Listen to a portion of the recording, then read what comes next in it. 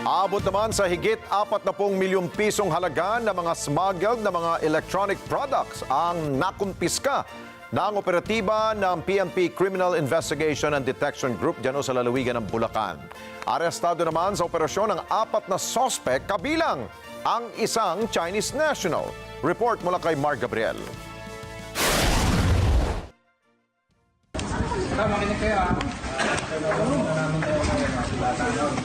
Bit-bit ang search warrant.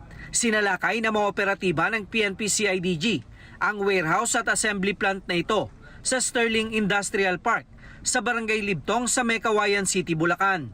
Pagpasok sa loob ng bodega, tumambad sa mga pulis ang libu-libong kahon ng smart TV at mga electronic parts na iligal umanong ipinuslit sa bansa. Pero ang bottom line dito, hindi sila na-regulate at hindi sila nagpaparegulate. Kaya walang kasiguruhan na safe ang mga electronic devices na kanilang binibenta sa market. Ito yung mga nagkukos usually ng sunog eh. Aabot sa mahigit 43 million pesos ang kabuang halaga ng mga nakumpiskang produkto. Kabilang narito ang mga pinekeng branded products at mga generic brands ng television set na ibinebenta raw sa murang halaga. Kung napakamura ng isang electronic equipment na inyong binibili, abay magtanong kayo kung saan ang gagaling yan. Dahil malaki rin ang probability that you will get what you will pay for.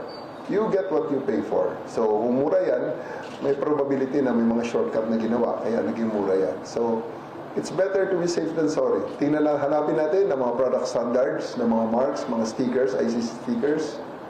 So tingnan natin yung iba pang mga warranties na nakapaloob dyan sa mga equipment nating binibili.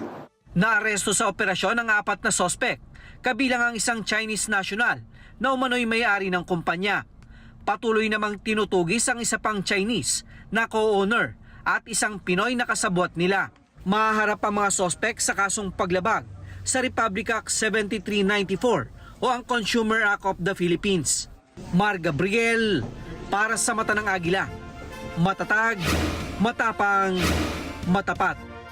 Maraming salamat sa inyo pong pagsubaybay sa Mata ng Agila Primetime. Para malaman ang matatag, matapang at matapat na mga balita, i-follow lamang at mag-subscribe sa AtNet25 TV.